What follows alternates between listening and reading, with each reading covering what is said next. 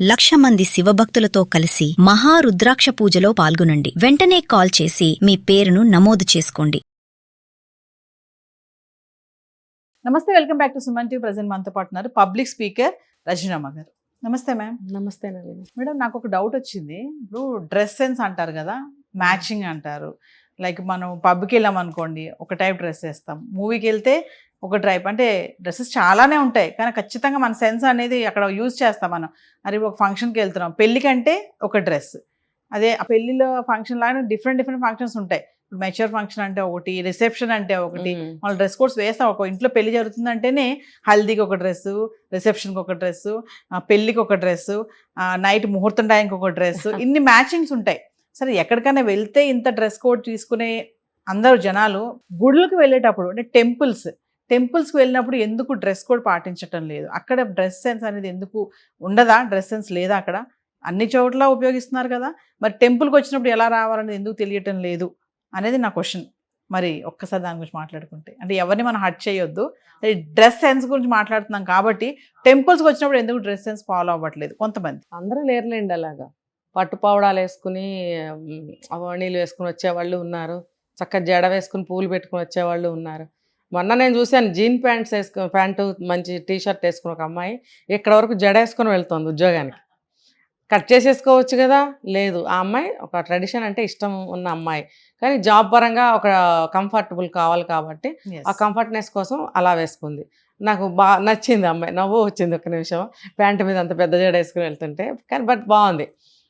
అలా ఆలోచించగలగాలి, అలా ఆలోచించటం లేదు చాలామంది. ఇప్పుడు పెళ్ళికి వెళ్తే కూడా అప్పటికప్పుడు అన్నీ, నిజంగా చెప్తున్నాను వినా, ఒక పెళ్ళికి వెళ్ళాలి అంటే పెద్దవాళ్ళైనా చిన్నవాళ్ళైనా గబగబా షాపింగ్కి వెళ్తున్నారు. వెళ్ళిపోయి చీరలు, నగలు, గోల్డ్ కూడా అప్పటికప్పుడు కొనుక్కుని దీనికి అది బాగుంటుందని కొనుక్కుని తెచ్చుకునే వాళ్ళు ఉన్నారు. అంటే ప్రస్తుతం గోల్డ్ రేట్ పెరిగిపోయింది కాబట్టి ఏమో తెలియదు, కానీ ట్రెండ్ అయితే అట్లా ఉంది. కొనుక్కుని దానికి తగ్గట్టుగా చక్కగా ఇవన్నీ పెట్టేసుకుని అలంకరణ చేసుకుని చేస్తున్నారు. అదేదో ఫ్యాన్సీ డ్రెస్ లాగా. అది అవ్వగానే వితిన్ మినిట్స్ అన్ని తీసి అవతల బారేసి పైనుంచి కింద కొట్టేసుకుని వెళ్ళిపోతున్నారు. అంటే మీరు అన్నట్టు ఆ సందర్భానికి అలా ఉంటున్నారు. ఇప్పుడు గుడి దగ్గరికి వచ్చేటప్పటికి ఎందుకు అలా అని అంటే, వాళ్ళకి ఒక భక్తిభావం అనేది చిన్నప్పటి నుంచి లేకపోవటం.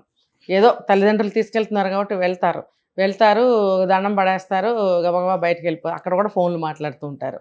మరి ఇప్పుడు చాలా టెంపుల్స్లో కానీ వేరే చోట్ల కానీ చెప్తున్నారు ఏమనంటే, మీరు పవిత్రమైన స్థలానికి వచ్చారు, మీరు ఇలా ఉండకూడదు.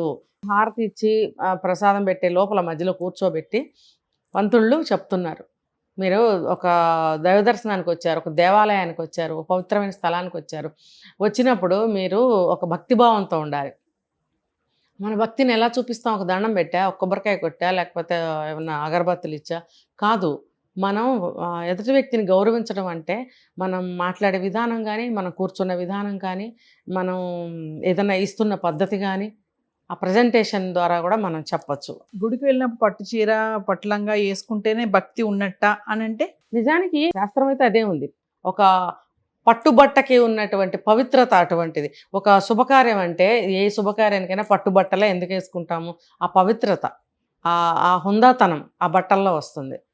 ఇప్పుడు అమ్మాయిలు ఉన్నారు, గుడికి పట్టుబట్టలు వేసుకెళ్ళాలా అంటే, ఇప్పుడున్న పరిస్థితుల్లో పట్టుబట్టలు వేసుకెళ్ళండి అని చెప్పలేం. పెళ్ళంటేనో, గుడి అంటేనో, శుభకార్యం అంటేనో పట్టుబట్టలే తీసుకుని వేసుకునేవారు, పిల్లల దగ్గర నుంచి పెద్దవాళ్ళ వరకు. మగాళ్ళు అయితే చక్కగా పట్టు పంచలు, ధోతీలు, ఇప్పుడు మధ్య కుర్తీలు కూడా వేసుకుంటున్నారు. అయితే ఏంటంటే, భగవంతుడి పట్ల మనం మన భక్తిని ప్రకటించే విధానం ఏంటంటే, మనము ఒక పద్ధతిగా ఉండటం అనేది భగవంతుడిని మనం గౌరవించటం. అది అందరూ వచ్చే పవిత్రమైన స్థలంలో మనం పవిత్రంగా కనపడాలి. ఒకళ్ళు అలా ఉంటే మిగతా వాళ్ళు కూడా రేపటి నుంచి అలాగే ఉంటారు. అది కాదు, మన భక్తిభావం, మన పవిత్రత, ఆ వచ్చిన స్థలం యొక్క పవిత్రతని మనం గౌరవించటం అన్నమాట. అయితే ఒక క్వశ్చన్ చెప్పండి మేడం, మనం వేసే డ్రెస్ని బట్టి అవతల వ్యక్తి యొక్క మనసు మారిపోతుంది అంటే? ఖచ్చితంగా, కాన్సన్ట్రేషన్ ఖచ్చితంగా మన అటైర్ ఎదుటివాడి ఒపీనియన్ని నిర్ణయిస్తుంది అనడానికి ఎటువంటి అనుమానం లేదు. టెంపుల్స్ విషయంలో తీసుకుంటే, టెంపుల్స్ విషయంలో కూడా అంతే. ఇప్పుడు మీరున్నారు, నేనున్నాను, మంచిగా కట్టుబట్టు కట్టుకుని వెళ్ళే మనుషులు, వేరే విధంగా వచ్చిన మనిషిని చూసి అదేంటి శుభ్రంగా రావచ్చు కదా అని మనం అనుకోమా? అదన్నమాట అక్కడ. సో ఆ అటైర్ అనేది ఎదుటి మనిషి నిర్ణయాన్ని ఖచ్చితంగా తెలియజేస్తుంది. కాబట్టి మనం వెళ్తున్న ప్లేస్ని బట్టి మనం మంచిగా తయారవటం అనేది మంచి పద్ధతి. ఇప్పుడు పేరెంట్స్ చెప్పినా వినట్లేదండి. నేను చాలా మందిని అడుగుతాను, గుడికి అడగకపోయినా కొంతమంది చెప్తుంటారు, వినరండి పిల్లలు, వినరండి వినరండి వినరండి. ఇంకొక ఆవిడైతే చెప్తుంది, పట్లంగా వేసుకోవే చాలా రోజులైంది కొని, అది పాడైపోతుంది, కొనేటప్పుడేమో నాకు ఇంతలో కావాలి అంతలో కావాలి, ఈ రంగు కావాలి ఆ రంగు కావాలి అని కొనిపించుకొని వేసుకోకుండా ఏంటి అని అంటే, ఎవరు వేసుకుంటారు మమ్మీ ఇప్పుడు పాతకాలం అని అంటారండి. పాతకాలం ఏంటి, ఏ కాలం అయితే బట్టేగా, ఏ కాలం అయితే ఏముంది అది బట్టే కదా, ఆ బట్టను కూడా పర్టికులర్ ప్లేస్కే వేసుకోమంటున్నాం కదా, నువ్వు ఆఫీస్కి వేసుకెళ్ళమనట్లేదు కదా, కాలేజ్కి వేసుకెళ్ళమనట్లేదు కదా. సో అది అర్థం చేసుకోవాలి. దానికన్నా ముందు పిల్లలకి మన కల్చరు చిన్నప్పటి నుంచి అలవాటు చేయాలి. నేను చెప్పాను చాలాసార్లు, తమిళనాడులో పిల్లలకి ధోతీలు కట్టేసి 5 ఏళ్ళకి 3 ఏళ్ళకి కూడా వాళ్ళ చక్క బొట్లు పెట్టేసి ప్రతి చిన్నదానికి గుడికే తీసుకెళ్తారు. మామూలుగా మేడం టెంపుల్స్ లో ఉంటుందా డ్రెస్ కూడా ఇలా మెయింటైన్ చేయాలి, కొన్ని టెంపుల్స్ ఇలా ఈ బట్టలు వేసుకుని రాకూడదు గుళ్ళోకి అని ఉంటుంది అసలు? గుళ్ళో ఇప్పుడు పెద్ద పెద్ద దేవస్థానాలు ఉన్నాయి, తిరుపతి లాంటి దేవస్థానాల్లో రూల్స్ ఉన్నాయి. అక్కడ పూలు పెట్టుకోకూడదు, పిచ్చి పిచ్చి గుడ్డలు వేసుకోకూడదు, నిండుగా వేసుకోవాలి. చీర కానీ లంగావణి కానీ చుడీదార్ పైనుంచి కింద కానీ చున్నీ చక్కగా ఇట్లా వేసుకోవాలి ఛాతీ మీద నుంచి. మగవాళ్ళకైతే కండువా ధోతీలు లేకపోతే కుర్తీ పైజామాలు వేసుకొని దాని మీద కండువా వేసుకోవాలి. ఎందుకంటే మన భారతదేశంలో ట్రెడిషనల్ డ్రెస్సులు అవేమి ఫ్యాషన్ డ్రెస్సులు ఏం కావు, ఆ ట్రెడిషనల్ డ్రెస్సులు వేసుకోవాలి అని. మరి ఇప్పుడు మామూలుగా మన ఊళ్ళల్లో ఉన్న గుళ్ళల్లో అటువంటి నియమాలు ఏమీ లేవు. కానీ పాపం పూజారులు చెప్తున్నారు, అమ్మ మీరు పవిత్రమైన స్థలానికి వస్తున్నారు, ఇది మన ట్రెడిషను, ఇది మన కల్చరు, ఇవి ఖచ్చితంగా చెప్తున్నారు. ప్రసాదం పెడితే వెళ్ళిపోతారని చెప్పి కాసేపు కూర్చోబెట్టి వాళ్ళకి మంచి చెడ్డ చెప్తున్నారు. పాతకాలంలో ఏం చేసేవారంటే పురాణాలు చదివి వినిపించడము, హనుమాన్ చాలీసాలు చదివి వినిపించడము లాంటివి జరుగుతూ ఉండేవి ఆ కార్యక్రమాలు. ఇప్పుడు అలాంటివి ఏమీ లేవు. కాబట్టి ఇలా కూర్చోబెట్టి చెప్తున్నారు, ఒక అరగంట పావుగంట కూర్చోబెట్టి చెప్పిన తర్వాత వాళ్ళకి ప్రసాదాలు పెడుతున్నారు. నేను చూశాను కొన్ని గుళ్ళకి వెళ్ళి, పాపం ఎవరి వంతు వాళ్ళు చేస్తున్నారు కానీ వీళ్ళు వినటం లేదు. ఇప్పటికైనా ఏంటంటే ఉన్న బట్టల్ని, మీరు చెప్పారు ఇందాక ఎక్కడికి ఏ బట్టలు వేసుకెళ్ళాలో, అలా నిర్ణయించుకోండి. నిర్ణయించుకొని గుడికి వెళ్ళాలంటే ఎలాంటి బట్టలు వేసుకోవాలో అవే వేసుకుని వెళ్ళండి.